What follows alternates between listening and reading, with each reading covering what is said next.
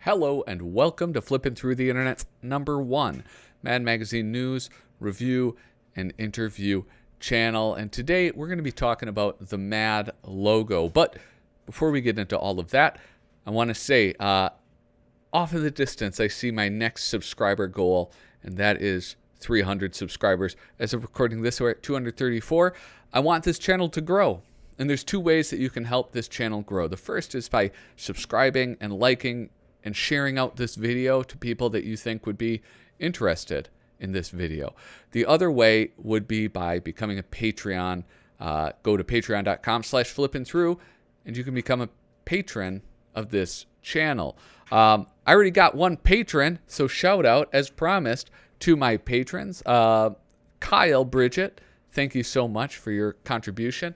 He's the very first one, and I really can't express how grateful I am that he would do that. So shout outs to my patrons at every single video that I post at the time of recording. So if people have joined up since I've recorded this, I apologize, but you'll have a shout out in the next one that I record.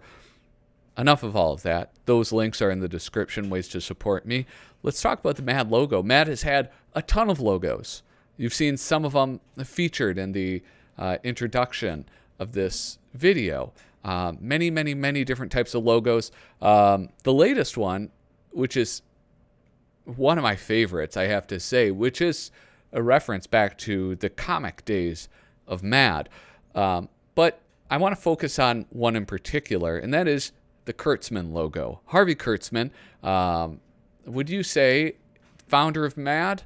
In a way, yes, he obviously had a huge guiding hand in the way the comic developed into a magazine.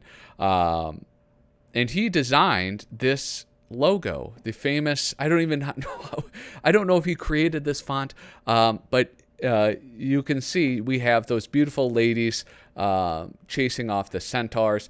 And it first appeared in Mad Magazine number 23, the very first issue of the magazine, of course. So that's why we have first issue, the new Mad. Fortunately, I have to look at this online because I do not yet own a copy of this. Those low number issues are hard to come by. Anyway, I mean, not hard to come by. Hard to come by at a price that I can afford, I should say.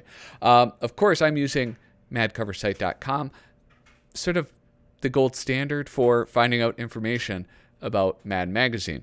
But I want to look a little bit closer at this. I kind of mentioned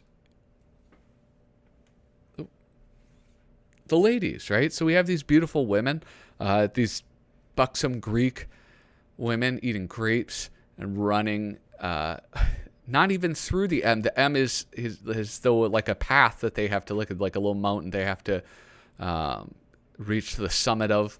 And you can see what they're chasing after. It's these centaurs who are like, they're freaking out. They're trying to get away as quickly as possible. Look at this guy. What are those called? The ones with the little goats with a, like, Pan. Pan was one of them, right? It's beautiful. It's very funny. I love it. But there's something that this inspired. This video isn't actually about this issue or this logo that Kurtzman drew up. It's actually about some variations on this logo. And for me, it all started when I did a review of this Mad Magazine, number 105, that came out in September of '66. Do you see it yet? Well, let me zoom in, and you can see it much more clearly. This jumped out to me when I was doing the issue, the review of it. But the interior of this logo is notably different. And I believe I remarked about it in the video, and Doug Guilford reached out, and he said, well, no, that was Dave Berg who did that.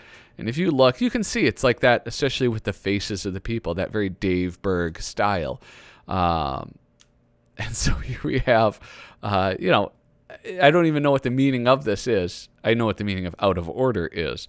But unlike the Kurtzman one, which sort of tells a story of like these centaurs being hunted down by these women, this is just simply things not working. This is the special summer camp issue. The camp is in campiness.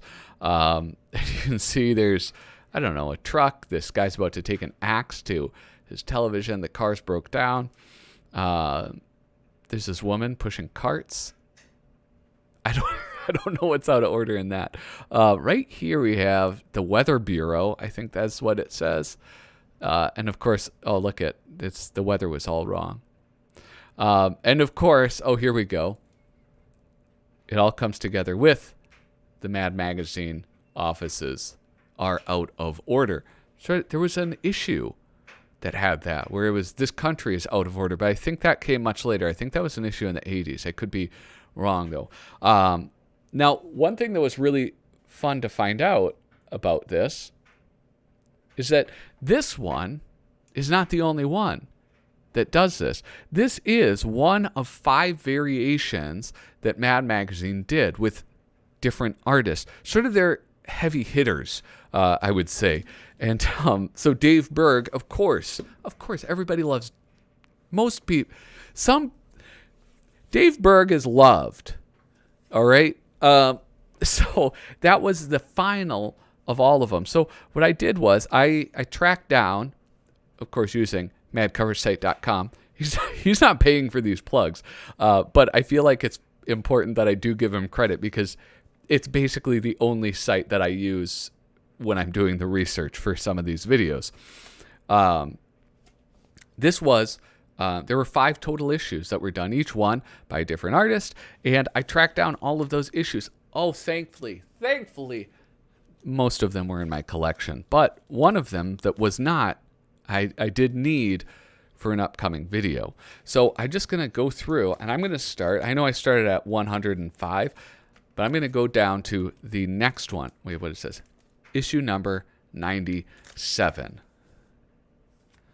So you'll get a charge out of this issue, and we have, the incredibly talented Don Martin. Now, one thing that's kind of cool about this that jumps out, of course, is that there's no sound effects, which Don Martin, I mean, is famous for his lovely sound effects. But you do get this sort of just beautiful expressions on their faces. And unlike the Berg one, this one does sort of tell a little bit more of a story because like these characters are interacting with each other. Like this guy, I don't know, he's about to get a brick in the face right after it bounced off this fella's head. Here we have these 2 guys seeming to be interacting with each other. One thing that I really like about these, Berg did it too, which is how they go outside of the lines with it.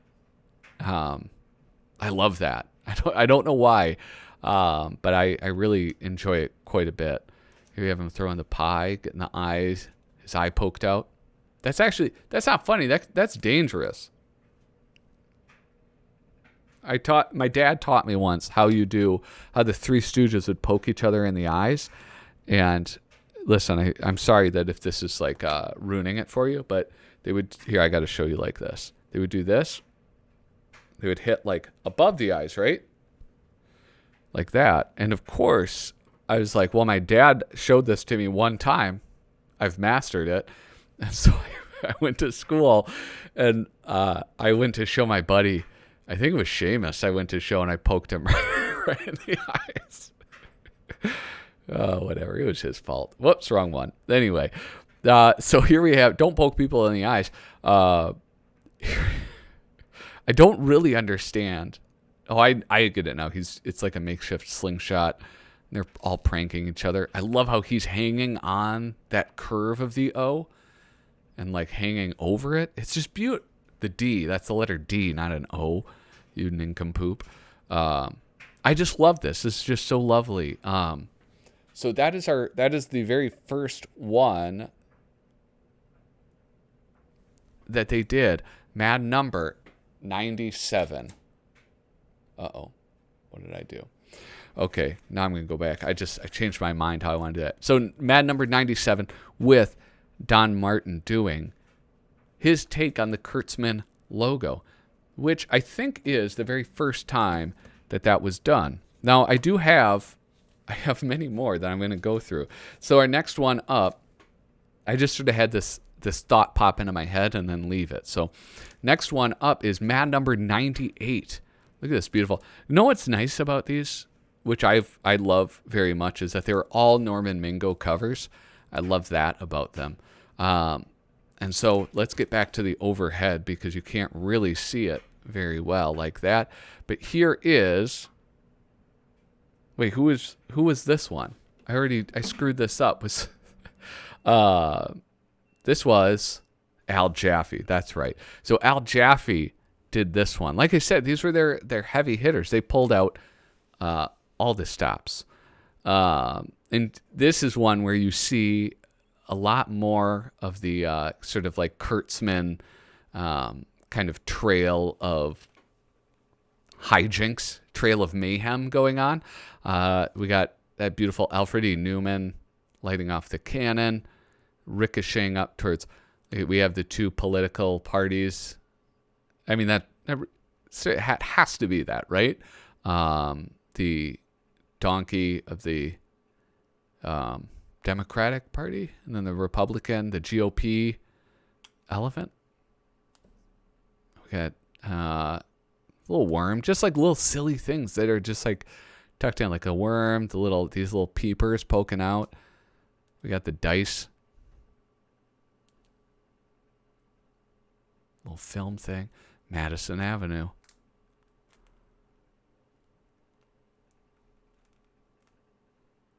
It's beautiful. What is that? Tragedy and comedy signs, face masks, and then I guess a cubist painting. I don't know. I don't know the significance of that. And look at this, the Mad Zeppelin. Wait, was there anything else? Any other Mad ones? But here's a money, the medical sign, and then a cowboy riding off in the distance. Did I miss something? Or is the Mad Zeppelin the only thing that he fit into there? I think that's just fire. I don't think that's anything else. Well, Alfred E. Newman, that's something, right? But anyway. Nope, not doing that one. Switching over here. Here we go. So that is Al Jaffe's special Mad take on the Kurtzman logo. Mad number 98 from October 65. Next up, Mad number 101. Mad 101. Another beautiful Norman Mingo cover. This is actually, listen, guys, if my family's listening and they want to know what to get me, just for a gift anytime. Gifts don't have to just be on Christmas. You can buy me gifts anytime, family. One of the things I collect are comic books that have covers within covers, like infinity covers. So the character is reading the book on which they appear. And this is, of course, one of my favorites. But you see it mostly in the Golden Age comics, and also, I mean, some Silver Age too. But like Wiz Comics with Captain Marvel, aka Shazam, had a ton of them. Anyway, let's switch overhead. Here we go. Yeah, and look at this. And this is the best part. I love that when they do the infinity covers, they don't sneak in, they don't do the actual back cover. They'll maybe they aren't sure what it is, so they leave it blank or do some filler thing. Mad Magazine, you know that they're not going to waste your time like that. Anyway, so this is owned by Carolyn Chapman. I have several from her collection. But here we have. Now let's see if I'll pronounce this right. My man Tom Richmond has tried so hard to help me learn how to pronounce this name. Prochias. Antonio Prochias. Doing just a fantastic spy versus spy. What else would you expect from him? Right? I mean, it would be, I must say it would be probably disappointing to have anything other than this. But this is just beautiful mayhem. And I really enjoy it. I mean, like, you kind of have them separated out. So, we have the winners and losers switching out. And then things like, where's my pointer? Here we go. Like this, the bomb and the candle teetering on the apex of the A right there. I don't like, at first it's like, well, no, okay, they aren't interacting with each other. And then it's like, well, this guy, he's getting the black spy with the alligator, but then the black spy is getting the white spy by cutting up his ladder, who's getting the black spy by dropping a bomb on a roller skate. I wish Al Jaffe didn't do much of this either, which is having them bleed over into the, like, past the lines, which, like I said, I really, really like that. It's so much fun. So that was the fourth. No. 1, 2, 3. That was the third one. The fourth that we are looking at. We started with the final one. And now, the fourth one. Mad number 102. I think this was one of them that I did have to order on eBay because I did not have it in my collection. You'll go ape over this issue. I wonder, can you guess who it is going to be? What heavy hitter that was doing artwork in 1966? Who would it be? I keep going up there, but I don't need to. That's right. It's Sergio Aragones. Is that better? Okay. This one is a little, I don't know why that's so blurry.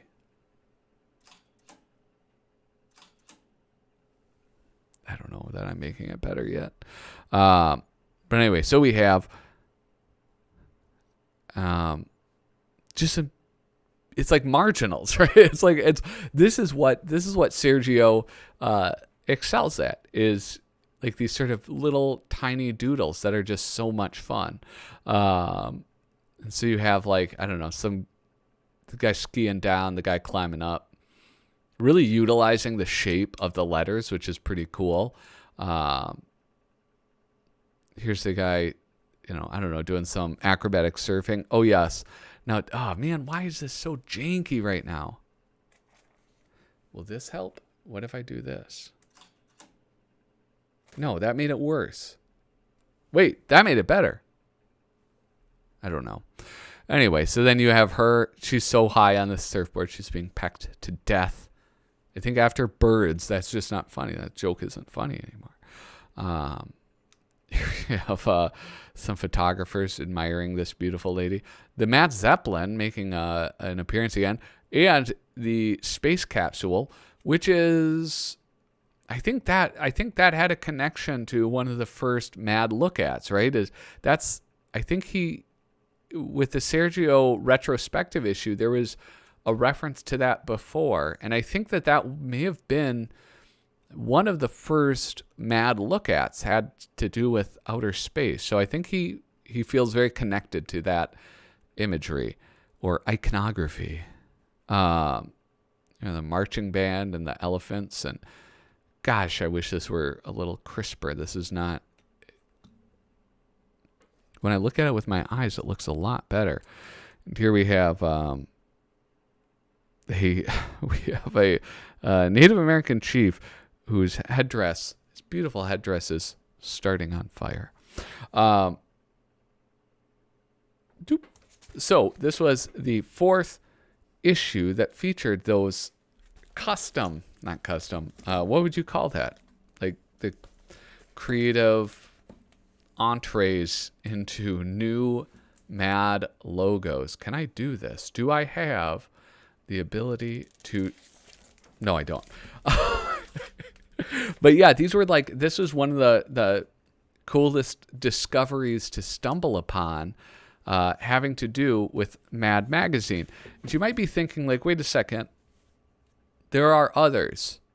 Now, I think you might have. Let me know if this is what you're thinking of. there was this issue, Mad number 706. And so this was another Norman Mingo cover, and you see Alfred E. Newman is painting the Mad logo, and it looks terrible. Now, I didn't include this specifically because that's part of the overall cover gag. And, you do have the actual Mad logo right down there in the bottom. I don't know. To me, the spirit of these were that it is mostly identical to the Kurtzman logo. It was just sort of some little chicken fat that maybe somebody who is not totally inattentive while they're reading a magazine would notice. So, while this is close, I just feel like it wasn't in the same spirit as these ones. But anyway, I'm kind of curious, if this got me to thinking, if they were to do this again and have artists do that, what artists would be great to see in, to do their own Kurtzman style logo? I don't know. I have a few in mind. I think what would the top 5 be? I think it would be nice to see what, going in the past, it would be interesting to see what Bob Clark could have done in these. But you guys know I'm a Bob Clark fan. Not Bob Clark. Paul Coker Jr. I don't care about Bob Clark. Why did I say that? Paul Coker Jr. I think it would be really cool to see what he could do with that constrained space, because I think those constrained spaces is where Paul Coker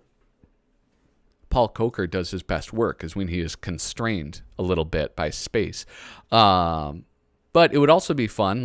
We got glimpses throughout the years of what Tom Richmond can do as far as other styles of cartooning outside of the movie and celebrity caricatures. One that comes to mind that I've talked about recently was Starchy in that new Mad number 1. Seeing his work on there, I think it would be really cool to just see him doing his own Kurtzman style logo. So in the comments below, let me know if they did a new version of this, a modern version, what artists would you want to see doing their version of the Kurtzman logo?